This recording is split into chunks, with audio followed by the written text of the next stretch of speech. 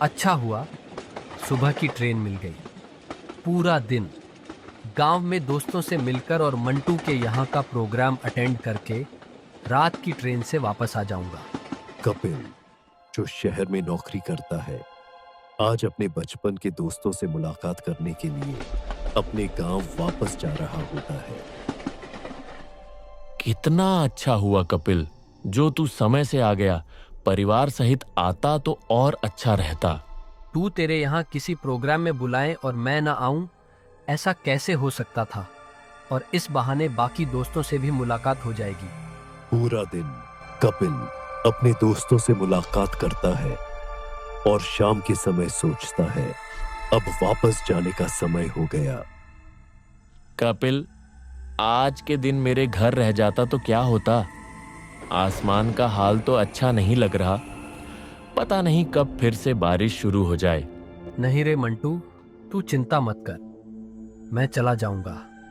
तू मेरा बचपन का दोस्त है और तेरे यहाँ प्रोग्राम में नहीं आऊंगा, ये कभी नहीं हो सकता है। तो फिर रात को यहीं रुक जा, सुबह चला जाना। असल में कल ऑफिस में बहुत जरूरी मीटिंग है, इसीलिए आज शहर लौटना ही होगा। अच्छा ठीक है, जहां तेरे काम की बात है वहां मैं तुझे नहीं रोकूंगा। तू बचपन के दोस्त को भूला नहीं, यही खुशी की बात है। चल, तुझे रिक्शा में बैठा के आता हूं। मंटू के घर से स्टेशन थोड़ी दूर है। उसके घर से रिक्शा से जाना पड़ता है। मंटू, एक भी वैन या रिक्शा तो दिख ही नहीं रहा है रे।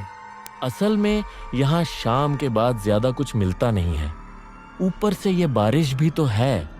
तो फिर कैसे जाऊंगा? कल तक ड्यूटी ज्वाइन करनी है। अरे, वह तो मधु है। रुक कपिल, मधु के रिक्शा से तू स्टेशन चला जाना।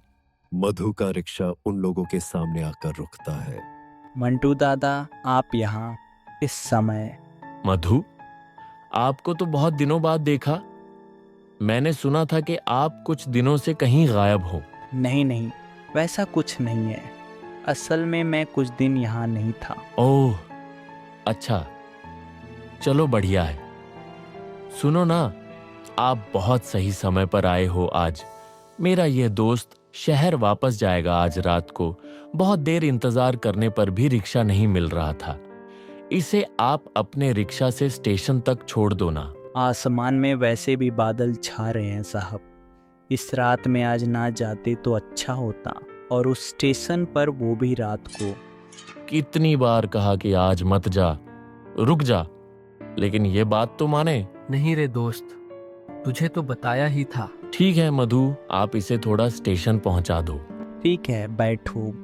मधु रिक्शा लेकर स्टेशन की तरफ निकल पड़ता है। रिक्शा चलने के कुछ ही समय बाद ही तेज बारिश शुरू हो जाती है। आज आप ना जाते तो बहुत अच्छा होता साहब। वैसे भी बारिश की रात में काफ़ी ट्रेन रद्द हो जाती है, और अगर वो 8:30 बजे की ट्रेन नहीं मिली तो। ये सब क्यों बोल रहे हो? ऐसा कुछ नहीं होगा। आप एक काम करो, थोड़ा जल्दी रिक्शा चलाओ। वो स्टेशन रात में अच्छा नहीं है साहब। अच्छा नहीं है? ऐसा क्यों कह रहे हो? वह स्टेशन रात में अच्छा क्यों नहीं है? उस स्टेशन पर रात 2 बजे मुर्दों की ट्रेन आती है। मतलब आज से बहुत साल पहले दुर्घटना का शिकार हुई वो ट्रेन, और उसके यात्री रात को उस समय लौट आते हैं। ठीक उसी समय ही क्यों लौट आते हैं? सुना है उसी समय ट्रेन की दुर्घटना हुई थी। उस ट्रेन में कोई एक बार चढ़ जाए तो वो जिंदा वापस नहीं आता साहब। वो ट्रेन उन्हें अपने साथ नर्क की दुनिया में ले जाती है। ये सब बनावटी कहानियां हैं। नहीं साहब, ये कोई बनावटी कहानी नहीं है। मैं खुद ही तो। ये क्या मधु, रुक क्यों गए? रिक्शा का चैन गिर गया लगता है साहब। ओहो, जल्दी देखो, नहीं तो ट्रेन आज पक्का मिस हो जाएगी। मधु रिक्शा की चैन ठीक करने लगता है। उफ, ये तो बड़ी दिक्कत हो गई। सोचा था रात में शहर पहुंच जाऊंगा, वह तो हुआ नहीं। अब ट्रेन मिलेगी या नहीं पता नहीं। हो गया साहब, चलिए चलते हैं। हाँ चलो चलो, जल्दी चलो। मालती गांव स्टेशन के पास जब मधु का रिक्शा आकर रुकता है, तब रात के 10 बजते हैं।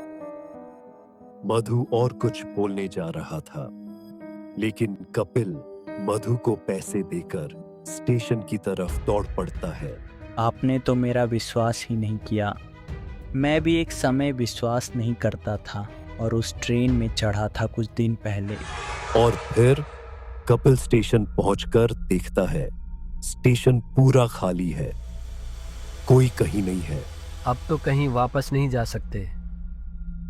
चलो उस सीट पर बैठकर आज की रात बिता देता हूँ।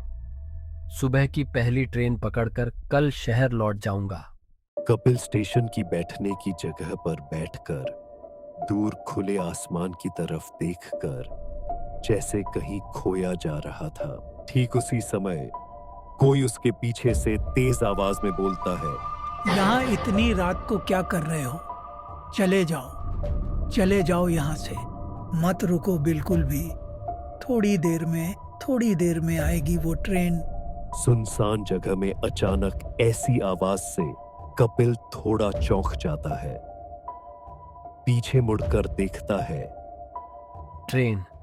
कौन सी ट्रेन? रात को तो और कोई ट्रेन नहीं है। किसने कहा नहीं है? अरे 3 बजे की लोकल है ना। पर टाइम टेबल में तो। वो कोई साधारण ट्रेन नहीं है, वो है। क्या? चुप क्यों हो गए? रात को अब स्टेशन पर भूल कर भी मत रुकना, नहीं तो वो ट्रेन तुम्हें भी नहीं छोड़ेगी, ठीक मेरी तरह। ओह, तुम यहाँ से अब जाओ तो। अच्छा, मैंने सावधान कर दिया, तुमने नहीं सुना। कपिल बेंच पर ही लेट जाता है। ठंडी हवा से कुछ ही समय में उसकी आंख लग जाती है। नींद खुलती है ट्रेन की हॉर्न से। उठकर बैठ जाता है वो। कपिल देखता है वो रात 3 की लोकल ट्रेन हॉर्न देते हुए स्टेशन में आ रही है। इतनी रात को ट्रेन है तो वो पागल क्या? धीरे धीरे स्टेशन में आकर रुक जाती है ट्रेन। कपिल ट्रेन के अंदर देखता है। पूरा अंधेरा था, लेकिन बहुत आवाज आ रही थी अंदर से। ट्रेन के अंदर तो कोई दिखाई नहीं दे रहा है, लेकिन इतनी आवाज कहां से आ रही है? ये ट्रेन शहर जाएगी? इसके बाद ट्रेन के अंदर से आने वाली सारी आवाज बिल्कुल शांत हो जाती है। कोई अंदर से बोलता है, चले आओ। कपिल और कुछ न सोचकर ट्रेन में चढ़ जाता है। तभी ट्रेन स्टेशन छोड़कर चलने लगती है। ट्रेन के अंदर पूरा अंधेरा था। जिंदा लग रहा है। लग रहा है क्या? जिंदा ही तो है। रोशनी जलाइए ना। क्यों? रोशनी से क्या करेंगे? आप लोग हैं कहाँ? कोई दिखाई तो नहीं दे रहा है। हमें देखना चाहते हैं क्या? रुकिए, दिखाते हैं। उसी समय ट्रेन के डिब्बे की रोशनी जल उठती है और वहां का दृश्य देखकर कपिल बहुत डर जाता है। सीट के अलग अलग जगहों पर सब मरे हुए लाश बैठे हैं। कैसा लगा हमें देखकर? आप लोग मेरी तरफ क्यों आ रहे हो? मत आओ, इधर मत आओ। क्या क्या क्या चाहते हो मुझसे? सब लोग हंस रहे थे और धीरे धीरे कपिल की तरफ आ रहे थे। कपिल डर कर पीछे हटते हुए भूल जाता है कि वह दरवाजे के बिल्कुल किनारे पर आ गया है। एक और कदम पीछे हटने पर वह ट्रेन से गिर जाएगा और वही होता है।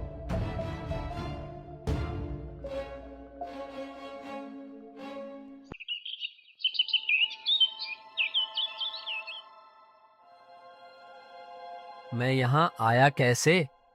तो तब ट्रेन से गिर गया था। उफ, सोचा था बचूंगा नहीं। वो भयानक रात ही मेरी आखिरी रात होगी। हाँ, बच गए हो क्या? ये क्या?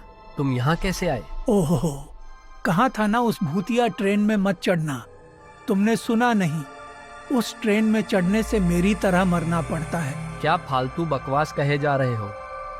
मैं भला मरने क्यों जाऊंगा?